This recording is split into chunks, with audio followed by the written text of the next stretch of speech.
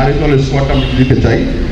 সেখানে হচ্ছে আমাদের প্লেয়ার হচ্ছে শ্রাবণী মল্লিক, বৃষ্টি বিশ্বাস, রূপালী আক্তার সিনিয়র, স্মৃতি আক্তার, রেখা আক্তারি, মেবি চাকমা, রূপালী জুনিয়র, আঞ্জুমানা রাত্রি, সুচরিতা চাকমা, খাদিজা খাতুন, লোহা আক্তার, ইয়াসমিন খানম, ইসরাজান সালিকা ও তাহরিন।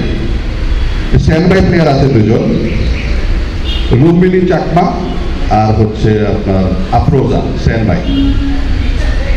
আর এখানে আমরা ক্যাপ্টেন হিসাবে সিনিয়র রূপালী কে ক্যাপ্টেন হিসাবে আমরা অ্যানাউন্স করছি।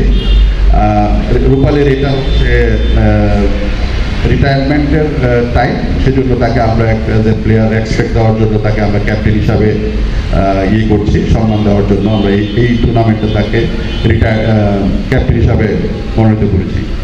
আর তার সাথে আমাদের এখানে আছেন কোচ হিসাবে আছেন শাহনাজ মালেকা, আরদুজ্জামান মুন্সি, আর টিমের মেন্টর হিসাবে আছেন বাদশা মিয়া, আর আমাদের ফিটনেস কোচ চন্দন, সুজিত ব্যানার্জির চন্দন, উনি আমাদের সাথে আছেন। এ হচ্ছে টিমের ঘোষণা। আর যদি টুর্নামেন্ট সম্বন্ধে একটু ব্রিফ করতে চাই তাহলে আমরা এখন আসলে আমরা বলেছিলাম 12টি টিম খেলবে। তো একটি টিমের জটিলতার কারণে যদি আর্জেন্টিনা আসছে না, এই 11 টিমের খেলা হচ্ছে।